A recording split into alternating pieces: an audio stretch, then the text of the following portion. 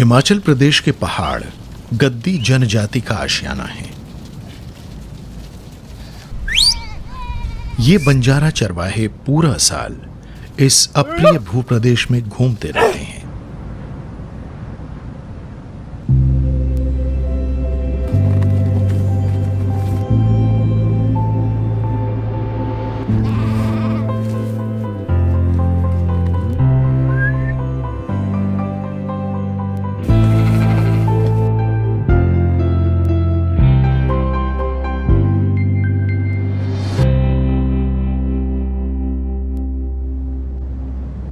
सदियों से गद्दी लोग हिमालय की चोटियों की छाया में रहते आए हैं। ये मौसमों के साथ साथ गर्मियों और सर्दियों वाली चरागाहों के बीच चक्कर लगाते रहते हैं। हर साल कोई गद्दी सैकड़ों मील का सफर पैदल तय कर सकता है। उसका साथ देने के लिए होती हैं सिर्फ उसकी भेड़ें और उसके कुत्ते।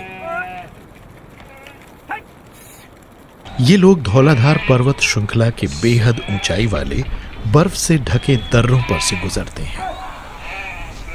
गद्दी लोगों की जिंदगी एक दूसरे पर निर्भरता की जिंदगी है। इनका रिश्ता है प्रकृति की शक्तियों और मौसम की गर्मी और चरम सर्दी की अलौकिक ताल के साथ। यहां हर पत्थर, धार, ढलान और जलधारा पवित्र है। गद्दी लोग अपने प्राकृतिक माहौल का बहुत सम्मान करते हैं। गद्दी लोग और इनके भेड़ों के झुंड ऊंचाई वाली इन पर्यावरण प्रणालियों में एक महत्वपूर्ण भूमिका निभाते हैं। ये चरागाह न सिर्फ इन्हें जिंदा रखते हैं बल्कि ये भी उसकी देखरेख करते रहते हैं। भेड़ों की आवाजाही से जंगल को पनपने का मौका मिलता है। पहाड़ों पर से चलने के दौरान ये भेड़ें बीजों और पौधों की पत्तियों पर जमा अंडों पर दबाव डालती हैं। ये खरपतवार और गैर जरूरी पौधों को चर जाती हैं, जिससे इन बंजर इलाकों में पेड़ों और पौधों की बढ़वार में मदद मिलती है।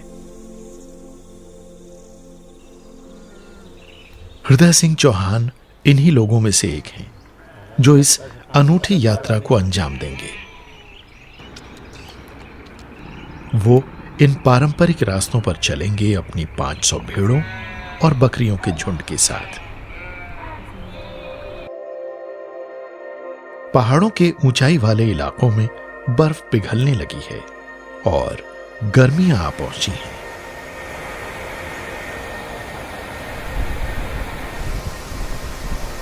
ये अपने सफर की शुरुआत कांगड़ा घाटी से करेंगे, जहां ये सर्दियों के दौरान रुके थे, और ये 380 किलोमीटर से भी ज्यादा का सफर तय करके स्पीति घाटी तक जाएंगे।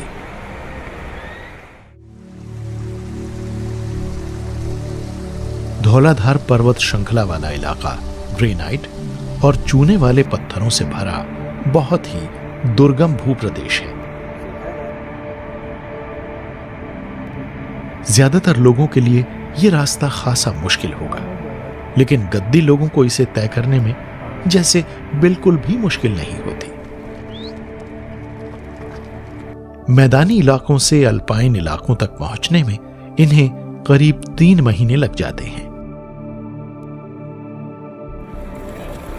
गद्दी चरवाहे आमतौर पर अकेले या जोड़ों में चलते हैं। एक सदस्य आगे आगे चलता है और दूसरा सदस्य रेवड़ के पीछे पीछे चलता है।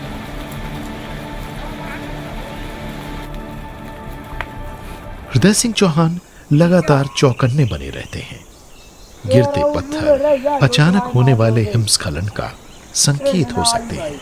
उससे रेवड़ को नुकसान हो सकता है और ये लोग यहां कई दिनों तक फंसे भी रह सकते हैं। खाना पकाने की और रेवड़ का ख्याल रखने की जिम्मेदारी ये दोनों मिलकर उठाते हैं।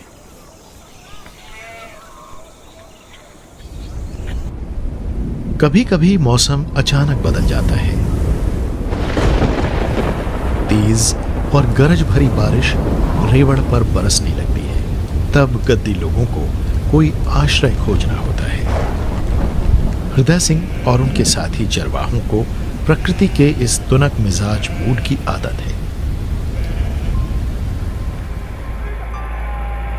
अब धीरे धीरे शाम होने लगी है। हृदय सिंह आज का अपना सफर अब यहीं खत्म करेंगे। वो रेवड़ को इकट्ठा करते हैं और रात को यहीं ठहरने का फैसला करते हैं। रात में तापमान बहुत कम हो जाता है। ऐसे में खुद को गर्म रखने और शिकारी जीवों को दूर रखने के लिए इन्हें आग जलानी होती है।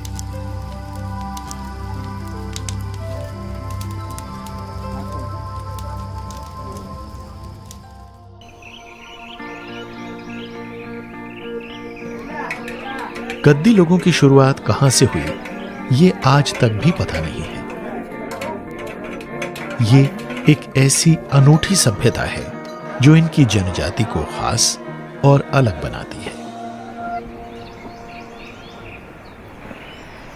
भरमौर में गद्दी परिवार काफी संख्या में रहते हैं। पिछली कई सदियों के दौरान यहां कई गद्दी परिवार बस गए हैं।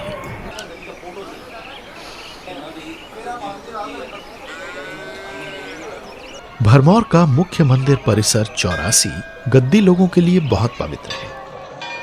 इनका मानना है कि ये क्षेत्र शिव भूमि है और सारे प्रवास मार्ग यहीं आकर खत्म होते हैं। गद्दी समुदाय का आपसी रिश्ता भी बेहद मजबूत होता है और ये अपनी परंपराओं को जीवंत बनाए रखने के लिए एक दूसरे से मिलते जुलते और जश्न मनाते रहते हैं। शिव को चढ़ावे के रूप में किसी भेड़ या बकरी का चढ़ावा गद्दी लोगों के लिए एक पुरानी परंपरा है जो चली आ रही है।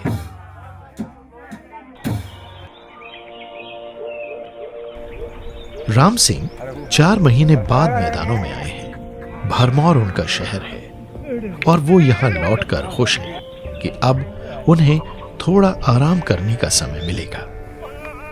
घर पर रहने के दौरान वो अपनी कुछ भेड़ें बेच देते हैं ताकि अपना खर्च निकाल सकें। जैसे ही वो यहां पहुंचते हैं, इस इलाके के गृहस्वामी उनका ध्यान अपनी तरफ खींचने की कोशिश करते रहते हैं।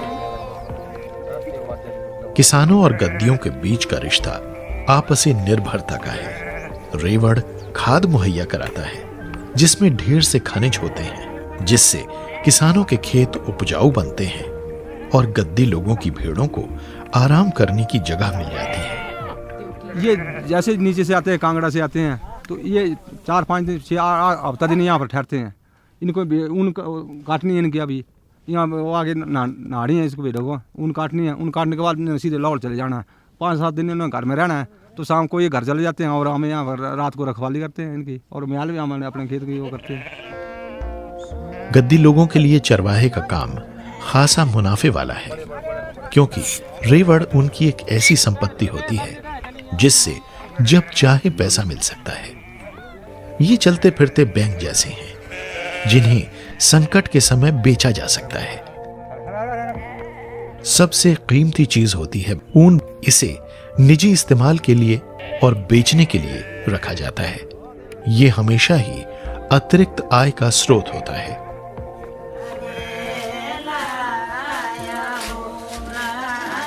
पुरुष सारा साल रेवड़ का ध्यान रखते हैं और उसके साथ घूमते रहते हैं, जबकि महिलाएं घर में रहती हैं। एक समुदाय के तौर पर साथ साथ काम करते हुए महिलाएं भेड़ बकरियों से उतारी गई ऊन से जूते, जैकेट और हैट तथा टोपियां बनाती हैं और इन गर्म चीजों को वो बेच सकती हैं। लेकिन आज ये चरवाहे एक अलग तरह के हालात के शिकार हैं। आज इनकी रोजी रोटी विकास और जलवायु बदलाव की आंधी को झेल रही है। जलवायु में बदलाव के कारण इस जनजाति की जिंदगी बुरी तरह प्रभावित हो रही है। गर्मियों में तापमान के और बढ़ने के कारण गद्दी लोगों को अपने रेवड़ों को ज्यादा ठंडी जलवायु में चराने के लिए और ऊंचाई तक जाना पड़ता है। स्पीति घाटी जाने वाली सड़क पर भी राज्य के विकास की निशानियां नजर आ रही हैं। नई नई सड़कें बन रही हैं, होटलों का निर्माण हो रहा है, नई नई सीमाएं सिर उठा रही हैं। बीते बरसों के दौरान वन क्षेत्र को रिजर्व एरिया के तौर पर चिन्हित किया गया है। इससे गद्दी लोगों के पास चराई लायक कम क्षेत्र बचता जा रहा है। उसी सीमित इलाके में बार बार चराई करने से वो नाजुक संतुलन गड़बड़ा गया है जो सदी दर सदी कायम रहा है। अब वन विभाग ने गद्दी लोगों की जिंदगियों में एक अहम भूमिका निभानी शुरू कर दी है। वो समझने लगे हैं कि जंगल और चरवाहे एक दूसरे पर निर्भर हैं। इस निर्भरता को नियंत्रित करने के साथ साथ इसे पोसने की भी जरूरत है। हिमाचल प्रदेश सरकार ने भी 1988 में हिमाचल प्रदेश वूल फेडरेशन का गठन किया था ताकि राज्य में हैंडलूम उद्योग की परंपरा को बढ़ावा दिया जा सके। आज फेडरेशन हर साल 1600 टन से ज्यादा ऊन पैदा करती है जिसे पूरे राज्य में फैले इसके प्रोक्योरमेंट केंद्रों द्वारा इकट्ठा किया जाता है। इससे राज्य के ज्यादातर वूल हैंडलूम्स को सप्लाई मिलती है। फिर इस हासिल किए गए ऊन को इन केंद्रों में धोया जाता है। एक मशीनी प्रक्रिया का इस्तेमाल करके धूल, मिट्टी और ग्रीस जैसी अशुद्धियों को दूर किया जाता है। फिर इस ऊन को सुखाकर और प्रोसेस करके इसे पूरे देश की बड़ी वूलन इंडस्ट्री को सप्लाई किया जाता है। स्पीति घाटी के अपने गर्मियों वाले चरागाह की ओर आगे बढ़ते हुए पुरुषोत्तम एक हफ्ते के लिए पालमपुर में अपने घर रुक गए हैं। यही समय है शरद ऋतु के बालों को काटने का। वूल फेडरेशन के प्रशिक्षित टेक्नीशियन इस ऊन को काटने के लिए गांव में आते हैं। इस काम के लिए उन्नत औजार और आधुनिक प्रणालियों का इस्तेमाल किया जाता है जिससे ये प्रक्रिया और तेज और आसान हो जाती है। अगर ये बाल पारंपरिक तरीके से काटे जाते तो इसमें कई दिन लग जाते। गद्दी लोग अपना ऊन बिचौलियों को बेचते रहे हैं और पिछले कुछ बरसों के दौरान ऊन के दाम में काफी उतार चढ़ाव बना रहा है। अब वूल फेडरेशन की मौजूदगी के कारण गद्दी लोग बिचौलियों से बच जाते हैं और इस फेडरेशन ने इनकी रोजी को चमकाने के लिए एक मंच की भूमिका निभाई है। आज हर मेरा भेड़ पालक चाहे जिस भी दुर्गम क्षेत्र में बैठा वो वूल फेडरेशन को फोन करता है और वूल फेडरेशन उनकी भेड़ बकरियों की शेयरिंग हो उसके लिए पुख्ता इंतजाम करके उनकी चिंता का हल करता है। इस दिशा में अनेकों कार्यक्रम वूल फेडरेशन ने शुरू किए हुए हैं। इस कटी हुई ऊन में से कुछ हिस्सा घरेलू इस्तेमाल के लिए रखा जाता है और बाकी को वूल फेडरेशन में बेचने के लिए पैक कर दिया जाता है।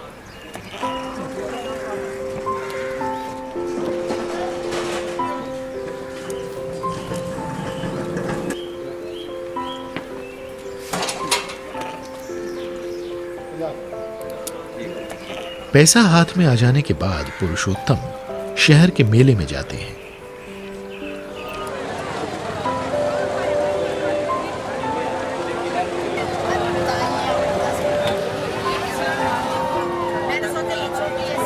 गर्मियों वाले चरागाहों की तरफ आगे की यात्रा से पहले खाने की और दूसरी जरूरी चीजें इकट्ठे करने के लिहाज से ये उनके लिए बढ़िया समय है।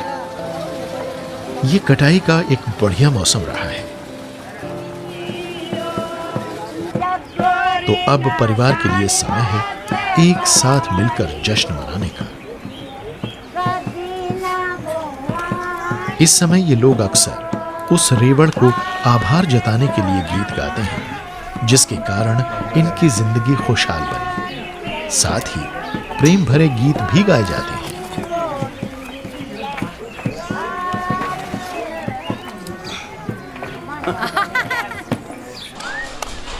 हर गर्मियों में जब गद्दियों के लिए पहाड़ों की तरफ अपनी यात्रा शुरू करने का समय होता है तो एनिमल हस्बेंड्री विभाग उनके रास्ते में स्वास्थ्य शिविरों का आयोजन करता है।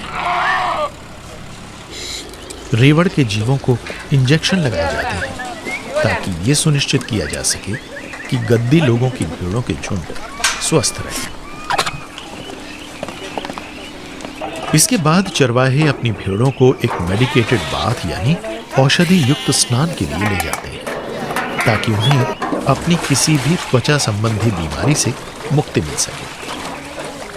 यानी ये तैयारी होती है आगे की उनकी लंबी यात्रा की।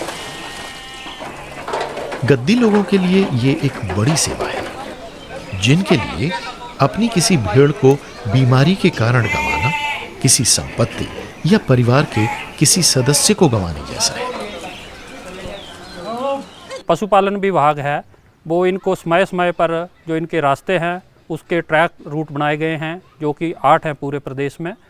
वहाँ पे टेम्परेरी चेक पोस्ट लगा के इनको जो है इनके आवागमन में जो भी इनको समस्याएं आती हैं, जैसे इनके जो पशुधन हैं उसको डिपिंग करानी है, ड्रेंचिंग करानी है, उनमें रोगों को बचाने के लिए टीकाकरण करना है, तो ये जो ऐसी सारी सुविधाएं हैं इनको इन रूट प्रोवाइड करता है।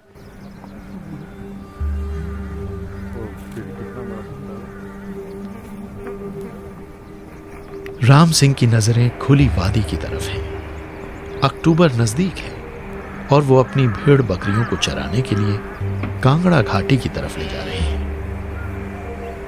बेहद ठंडी हवा, पहले से कम तापमान सर्दियों में चराई के काम को और मुश्किल बना देते हैं। वो नहीं जानते कि ये काम कितने दिन तक चलता रह पाएगा या उनके बाद इसे कोई करेगा या नहीं, क्योंकि उनके बेटे चरवाहे का काम नहीं करना चाहते। उनकी बेटियों की शादियां हो गई हैं और वो दूर चली गई हैं, तो उनके बाद ये सिलसिला खत्म ही हो जाएगा।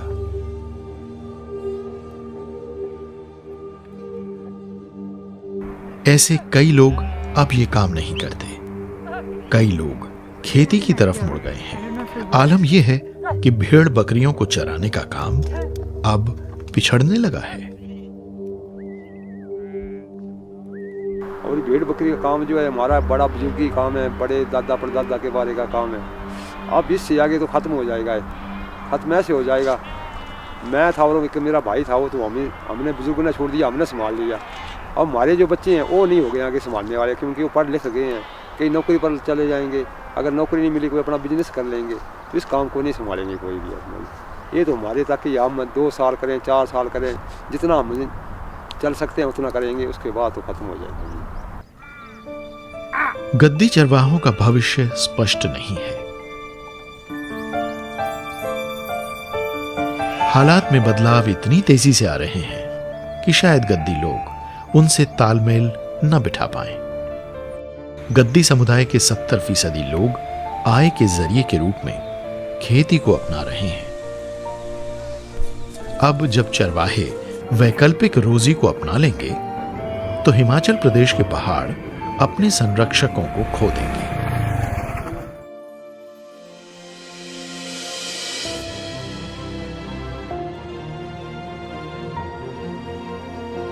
किसी जीवन शैली का गुम हो जाना एक बहुत बड़ा नुकसान होता है। इसका मतलब है सामूहिक ज्ञान और लोगों के इतिहास का खत्म हो जाना। लेकिन अगर कुछ सकारात्मक और ठोस कदम अभी उठाए जाएं, तो भविष्य को सुरक्षित बनाया जा सकता है। जहां तक चरवाहों का सवाल है, वो तो प्रकृति के साथ ताल में ताल मिलाकर चलने की उम्मीद ही कर सकते हैं।